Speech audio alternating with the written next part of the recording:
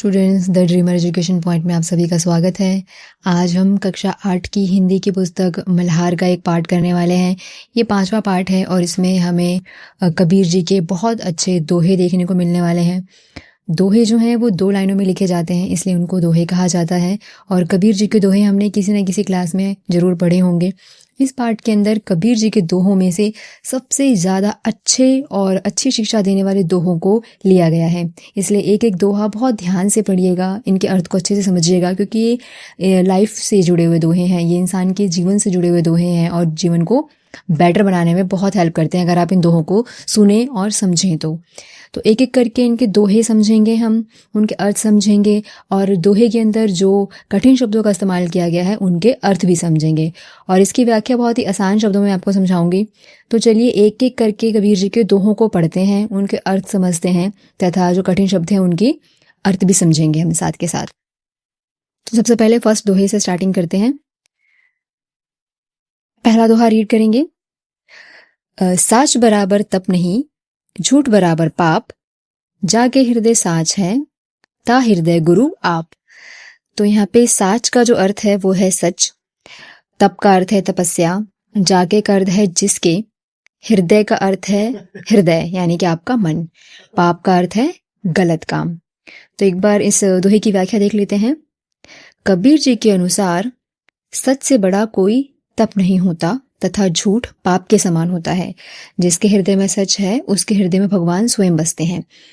यानी कि पुराने समय में तपस्या को बहुत ही ज़्यादा जो है अच्छा काम माना जाता था, क्योंकि तपस्या करने से हम परमात्मा को पा सकते थे। तो इसीलिए जो कबीर जी हैं उन्होंने सच बोलने को एक तपस्या से कंपेयर किया है कि अगर आप सच बोलते हैं तो आप एक तपस्या कर रहे हैं, और जो झूठ है वो पाप के समान होता है। जो झूठ अगर आप बोलते हैं तो वो बहुत बड़ा पाप होता है। और जिस मनुष्य के हृदय में सच है उसके हृदय में भगवान स्वयं बसते हैं। अगला इसका दोहा पढ़ते हैं हम, सेकंड दोहा पढ़ेंगे। बड़ा हुआ तो क्या हुआ, जैसे पेड़ खजूर, पंथी को छाया नहीं, फल लागे अति दूर। अर्थ देखिए जरा। पंथी का मतलब होता है राही, यानी कि जो रास्ते में चलने वाले लोग होते हैं उन्हें राही कहा जाता है। लागे का मतलब होता है लगना, अति का मतलब होता है बहुत। एक बार इसकी व्याख्या देख लेते हैं। कबीर जी के अनुसार केवल शरीर से बड़ा होने या अच्छे पद पर काम करने से कोई व्यक्ति बड़ा नहीं होता, वह अपने कर्मों और दूसरों के काम आने से बड़ा होता है।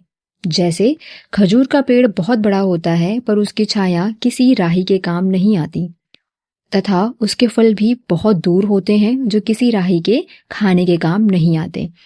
इसका जो है अर्थ है, इसमें कबीर जी ये कहना चाह रहे हैं कि केवल शरीर से बड़ा होने या फिर किसी अच्छे पोस्ट पे काम करने से ही कोई व्यक्ति बड़ा नहीं होता अगर वह किसी के काम नहीं आ रहा है तो।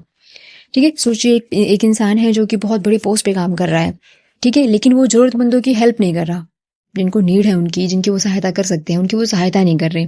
तो आप खुद सोचिए कि ऐसे इंसान का इतने बड़े पद पे काम करने का क्या अर्थ हुआ अगर वो किसी के काम नहीं आ पा रहा है तो। ऐसे ही खजूर का पेड़ होता है, वो इतना ज़्यादा बड़ा पेड़ होता है कि उसकी छाया भी लोगों को नहीं मिलती है और उसके फल इतने दूर होते हैं कि वो फल भी कोई नहीं पा सकता। तो इसलिए खजूर के पेड़ का बड़े होने का किसी को कोई लाभ नहीं होता है। ठीक है, चलिए थर्ड इसका दोहा पढ़ते हैं हम। गुरु गोविंद दो खड़े, गुरु गोविंद दो खड़े, काके लागे पाँव, काके लागो पाए, बलिहारी गुरु आपने गोविंद दियो बताए। दो का मतलब होता है दोनों, गोविंद का मतलब होता है ईश्वर, काके का अर्थ है किसके, लागो का मतलब होता है छूना यानी कि टच करना, पाए का मतलब होता है पाँव, बलिहारी का अर्थ है समर्पण।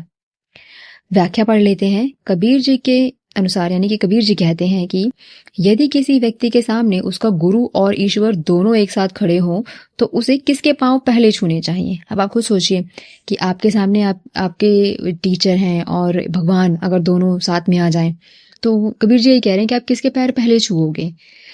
कबीर जी ने गुरु के पांव पहले छूने की बात कही है। अब देखिए कबीर जी क्या कहते हैं कि अगर आपके सामने भगवान और गुरु खड़े हों तो आप भगवान को छोड़कर पहले आपको गुरु के पैर छूने हैं। अब क्यों छूने हैं तो उसका रीजन भी बता रहे हैं वो, क्योंकि गुरु ने ही हमें ईश्वर के बारे में बताया है अर्थात गुरु का स्थान ईश्वर से भी ऊंचा होता है। तो कबीर जी के अनुसार उन्होंने जो है एक गुरु के स्थान को ईश्वर के जो है तुलना करते हुए ईश्वर से भी ऊंचा स्थान गुरु का बताया है, क्योंकि गुरु ही वो है जिन्होंने हमें ईश्वर के बारे में बताया है। चौथा दोहा देख लेते हैं। अति का भला ना बोलना, अति की भला न चूप, अति का भला ना बरसना, अति की भली न धूप। अति का मतलब होता है बहुत और चूप का मतलब होता है चुप होना। व्याख्या देख लेते हैं। कबीर जी के अनुसार किसी भी काम का ज्यादा होना सही नहीं होता और ज्यादा बोलना भी अच्छा नहीं होता, ज्यादा चुप रहना भी सही नहीं होता, ज्यादा बारिश होना भी अच्छा नहीं होता तथा ज्यादा धूप भी होना अच्छा नहीं होता। अर्थात हर काम को एक सीमा के अंदर ही करना चाहिए। ज्यादा बोलना भी आपको लगेगा, देखो अगर आपकी लाइफ में कोई ऐसा पर्सन होगा जो बहुत बोलता होगा तो आपको लगेगा यार बहुत बोलता है, मीन्स हम ज्यादा बोलेंगे तो वो भी सही नहीं है, ज्यादा चुप रहेंगे वो भी ठीक नहीं है। ठीक है, जैसे आप इमेजिन करिए एक ऐसा मौसम जिसमें बहुत बारिश हो रही है, हल्के फुल्की बारिश होगी तो लोग एंजॉय करेंगे, लेकिन अगर बहुत बारिश होगी तो वो किसी को अच्छी नहीं लगेगी। इसी तरीके से धूप, अगर बहुत ज्यादा धूप होगी तो वो भी किसी को अच्छी नहीं लगेगी। इसका मतलब कि जीवन में संतुलन होना बहुत जरूरी है। किसी भी चीज का ज्यादा होना जो है उसके अच्छे की जगह बुरे परिणाम उससे हमें मिलने लग जाते हैं। इसलिए हर चीज का संतुलन में होना बहुत जरूरी है। जैसे कि आप लोगों की लाइफ से बहुत रिलेट करेगा, खेलना और पढ़ना, आप दोनों में बैलेंस आपको बनाना पड़ेगा। आप सिर्फ पूरा खेलते रहें यानी कि अति करते हैं आप खेल खेल कर, तो वो भी सही नहीं होगा। और आप अति करें पढ़ाई करके कि आप बिल्कुल पढ़ ही रहे हैं 24 घंटे, आप कुछ और कर ही नहीं रहे, तो उसका भी आपको कुछ अच्छा परिणाम नहीं मिलेगा। आप परेशान हो जाएंगे, आप इरिटेट हो जाएंगे। इसलिए दोनों ही चीजों में बैलेंस बना के काम करना बहुत इंपॉर्टेंट है। तो फोर्थ हमारा जो दोहा है उसमें ही शिक्षा दी गई है हमें। फिफ्थ दोहा देखते हैं जरा। ऐसी वाणी बोलिए मन का आपा खोए, औरन को शीतल करे आपहु शीतल होए। वाणी का जो अर्थ है वो है वाणी, यानी कि आवाज, आपकी जो मधुर आपकी आवाज होती है, बोलने का तरीका जो होता है। आपा का मतलब होता है संयम, औरन का अर्थ है औरो, शीतल का है शीतल यानी कि शांत, आपहु मतलब है अपने आप को यानी खुद को। व्याख्या देख लेते हैं। कबीर जी के अनुसार व्यक्ति को ऐसी वाणी बोलनी चाहिए जिसे सुनकर लोगों के मन खुश हो जाएं। मीठी और शीतल वाणी दूसरों को भी शीतल करती है और खुद को भी शीतलता देती है। जैसे कि किसी अच्छे कोई इंसान है जिसे जो बहुत अच्छा है बोलने में, बहुत अच्छी बातें करता है, बेकार बातें नहीं करता, ठीक है, बहुत मीठी वाणी है जिसकी, तो अगर आप उसकी वाणी सुनेंगे, आप उसकी बातें सुनेंगे तो आपको अच्छा लगेगा कि ये बहुत अच्छा बोल रहा है ये इंसान, आप खुश हो जाएंगे।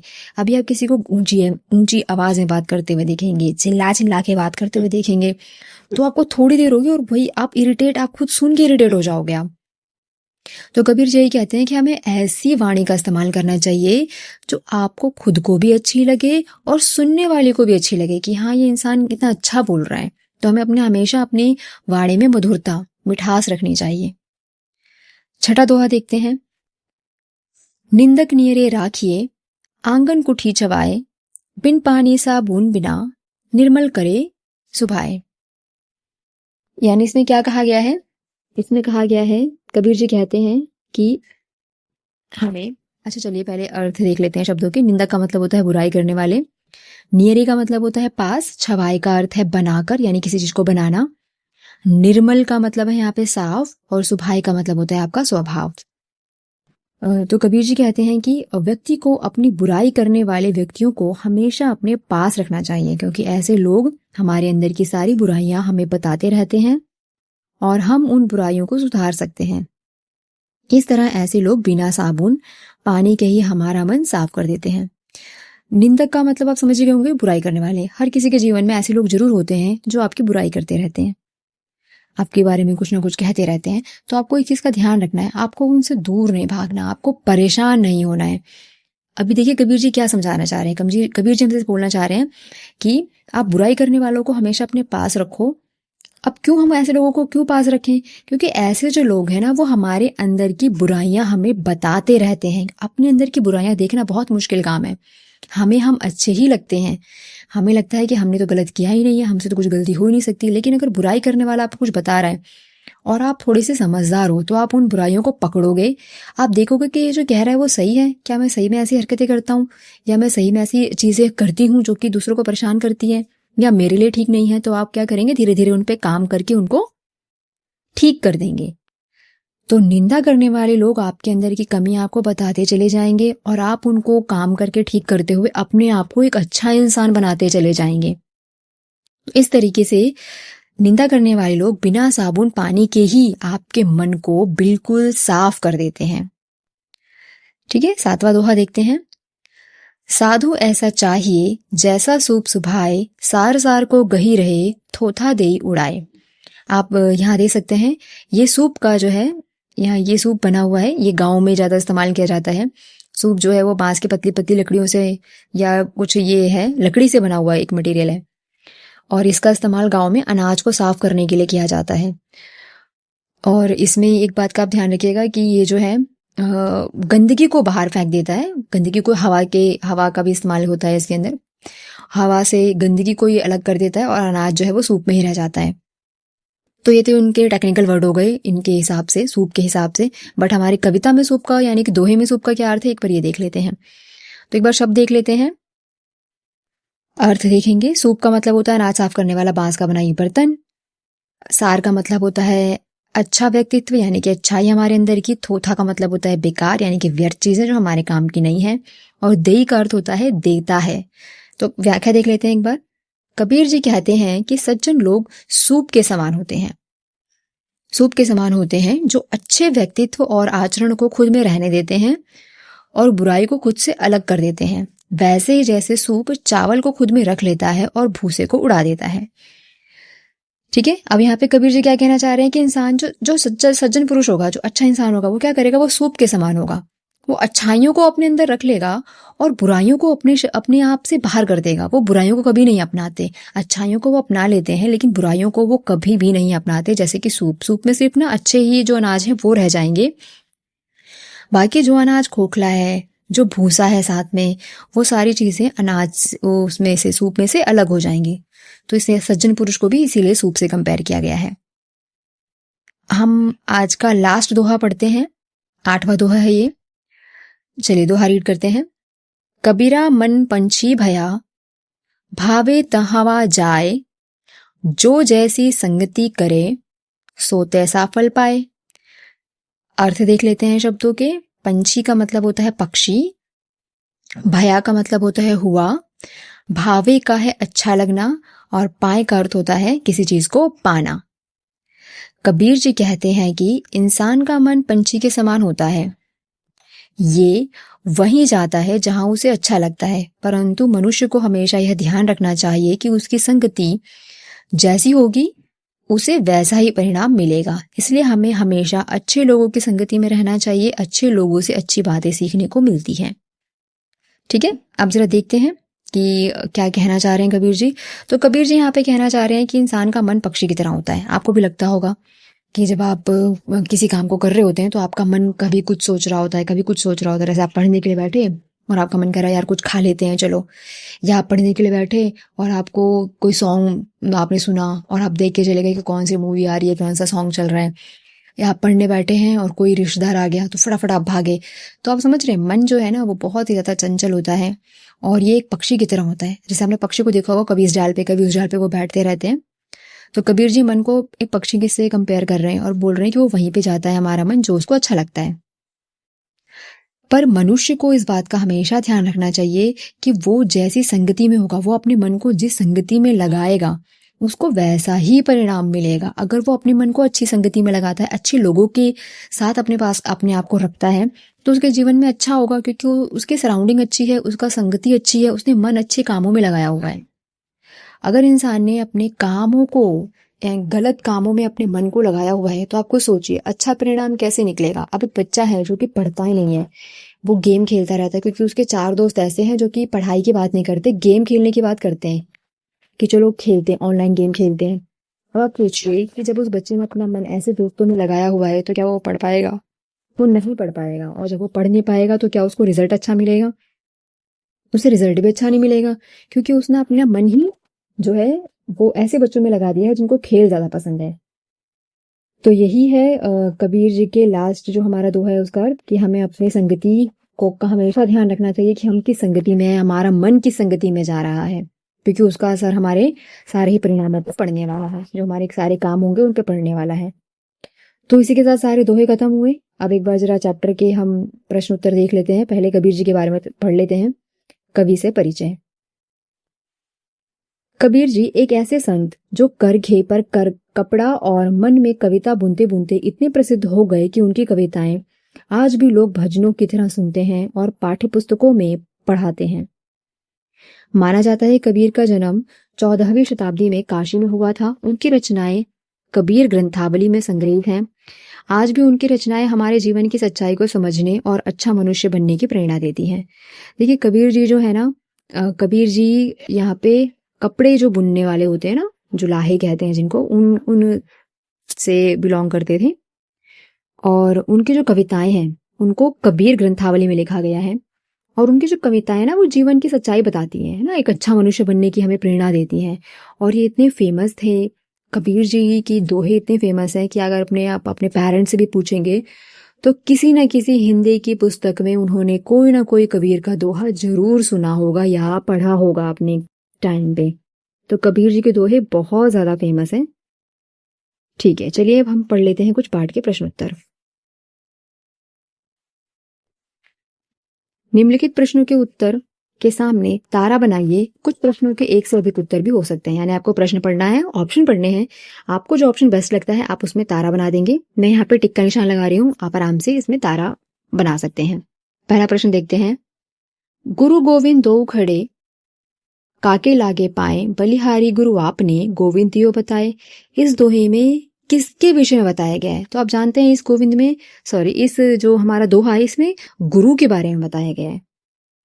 तो हम इसमें कहेंगे कि हमें इसमें गुरु के बारे में बताया गया है। ठीक है, तो यहाँ का जो आंसर है, भक्ति के महत्व पे आप जा सकते हैं, लेकिन जो मेन इसका आंसर है वो गुरु का महत्व ज्यादा बेटर आंसर है। तो अगर आप लगाना चाहते हैं तो आप गुरु के महत्व पे लगा सकते हैं और भक्ति में भी आप टिक लगा सकते हैं, बट मैं कहूंगी कि मोर एप्रोप्रिएट आंसर जो है आपका वो गुरु का महत्व रहेगा। आप ये हटा सकते हैं, गुरु का महत्व इज बेस्ट आंसर। नेक्स्ट देखते हैं। अति का भला ना बोलना, अति की भली न चूप, अति का भला न बरसना, अति की भली न धूप। इस दोहे का मूल संदेश क्या है? तो इस दोहे का मूल संदेश है, पढ़ लेते हैं एक बार सारे कि क्या क्या ऑप्शन हमें गिवन है। हमेशा चुप रहने में ही हमारी भलाई है, नहीं, ये तो गलत ऑप्शन है। हमेशा चुप क्यों रहना है? जब बोलने की बात होगी तो बोलेंगे हम। बारिश और धूप से बचना चाहिए, ये भी नहीं कहा गया है। हर परिस्थिति में संतुलन होना आवश्यक है, तो जी बिल्कुल ये आंसर बिल्कुल करेक्ट है कि हर परिस्थिति में संतुलन होना बहुत जरूरी है, बैलेंस होना बहुत जरूरी है।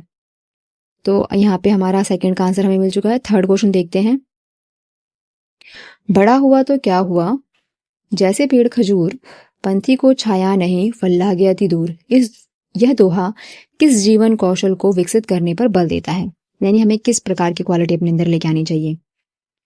समय का सदुपयोग करना, दूसरों के काम आना, परिश्रम और लगन से काम करना, सभी के प्रति उदार रहना। तो इस सवाल के दो अर्थ बनते हैं। पहला तो आप लिखेंगे एक उत्तर में कि दूसरों का काम आना, और अगला आप लिखेंगे सभी के प्रति उदार रहना। उदार रहने का मतलब होता है हेल्प कर देना, ना, जो हम हेल्प कर देते हैं दूसरों की, तो वो उदार मन है हमारा। अगला प्रश्न देखते हैं। ऐसी वाणी बोलिए मन का आपा खोए, औरन को शीतल करे आप ही शीतल होए। इस दोहे के अनुसार मधुर वाणी बोलने का सबसे बड़ा लाभ क्या है?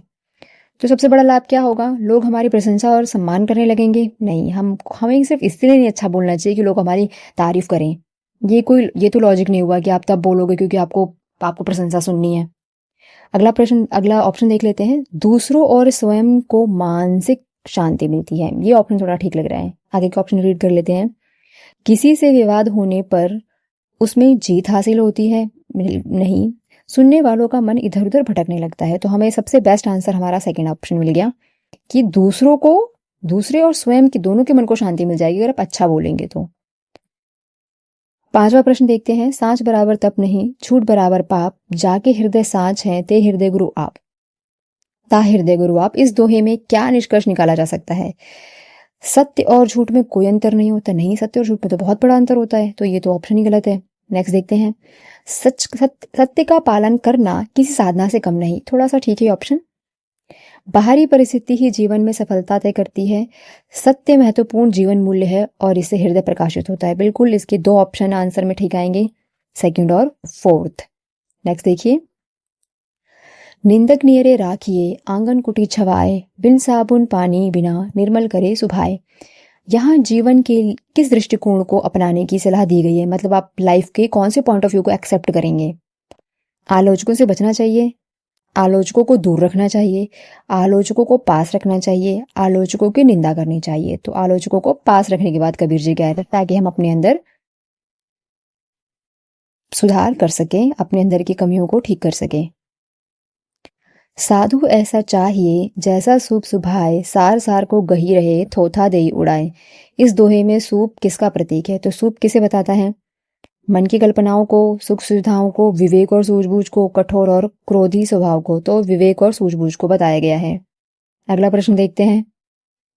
मिलान है ये, यहाँ पे दोहे की पहली पहली या आखिरी लाइन गिवन है, शायद पहली लाइन है जी, पहली लाइन दी हुई है और उसके अर्थ लिखे गए हैं। लाइन का अर्थ नहीं है ये उस लाइन से जुड़े हुए अर्थ हैं, दोहे से जुड़े हुए अर्थ हैं।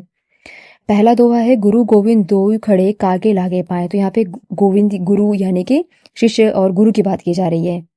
तो इसका हमारा ऑप्शन बनता है पहले का पार्ट, आप तीसरे से मैच कर सकते हैं। सेकंड क्वेश्चन देखिए, अति का भला ना बोलना अति की भली ना चूप। यहाँ पे संतुलन की बात की जा रही है, तो आप सेकंड को मिलाएंगे पांचवें ऑप्शन से। थर्ड क्वेश्चन देखिए, ऐसी वाणी बोलिए मन का आपा खोए। यहाँ पे वाणी की बात हो रही है, मधुर वाणी की, और यहाँ पे मधुर वाणी हमें लिखा हुआ दिख भी रहा है। तो तीसरा जो है आप छठे पार्ट से मिलाएंगे। चौथा दोहा देखिए, निंदक नियरे राखिए आंगन कुटी छवाए, यानी कि निंदक की बात की गई है, आलोचक की बात की गई है। तो हमारा आठवां दोहा, आठवीं जो लाइन है वो आलोचक के बारे में है, तो इसको चौथे से हम मिलाएंगे। नेक्स्ट रीड कर लेते हैं। साधु ऐसा चाहिए जैसा सूप सुभाए। साधु यानी कि यहाँ पे बात करें विवेकशील व्यक्ति की। पांचवे को आप मिलाएंगे सातवें ऑप्शन से। छठा दोहा है, कबीरा मन पंछी भया भावे तमहा जाए, यानी कि मन की बात की जा रही है कि मन जो है हमारा, उसको नियंत्रित करने की बात की जा रही है। तो ऑप्शन देख लेते हैं, फोर्थ ऑप्शन इसका आंसर है। सातवां दोहा, साच बराबर तप नहीं झूठ बराबर पाप। सत्य और झूठ की बात की जा रही है, तो फर्स्ट ऑप्शन इसका आंसर है।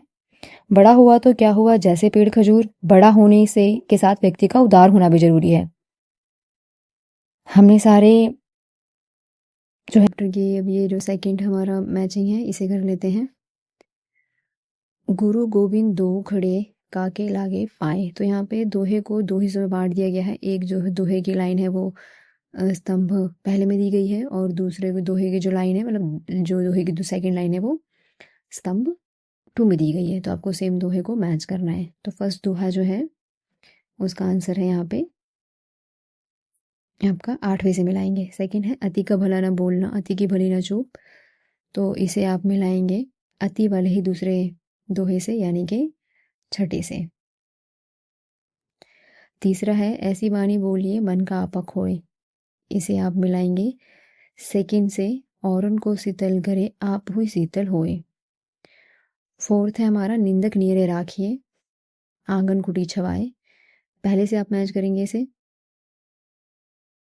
पांचवा देखिए, साधु ऐसा चाहिए जैसा सुप सुभाए। सार सार को गही रहे थोथा दे उड़ाए, यानी कि इसे आप पांचवे को आप चौथे से मैच करेंगे। छठा है कबीरा मन पंछी भया भावे तमहा जाए। इसे आप मिलाएंगे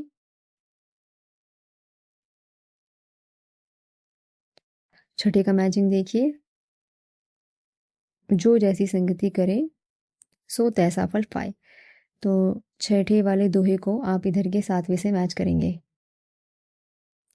सातवां है बड़ा हुआ तो क्या हुआ जैसे पेड़ खजूर, पंथी को छाया नहीं फल लागे अति दूर, यानी आप सातवें को पांचवें से मिलाएंगे। सांच बराबर तप नहीं झूठ बराबर पाप। तो आठवें को आप मिलाएंगे तीसरे से। जाके हृदय सांच है ता हृदय गुरु आप। हमने सारी मैचिंग कर ली है। तो हमने इस दोहे के सारे अर्थ, पहला और दूसरा क्वेश्चन और एमसीक्यू जो गिवन थे वो हमने कर लिए हैं। तो होपफुली आपको ये कविता तो नहीं है, दोहे हैं, तो आपको दोहे समझ में आए होंगे। अगर आपको दोहे समझ में आए हैं, आपको ये पूरा चैप्टर समझ में आया, तो वीडियो को लाइक करिए, सब्सक्राइब करिए, अपने दोस्तों के साथ शेयर करिए। नेक्स्ट टाइम हम एक और वीडियो के साथ दोबारा आएंगे। तब तक के लिए अपना ध्यान रखिए, पढ़ते रहिए। Thank you so much for watching.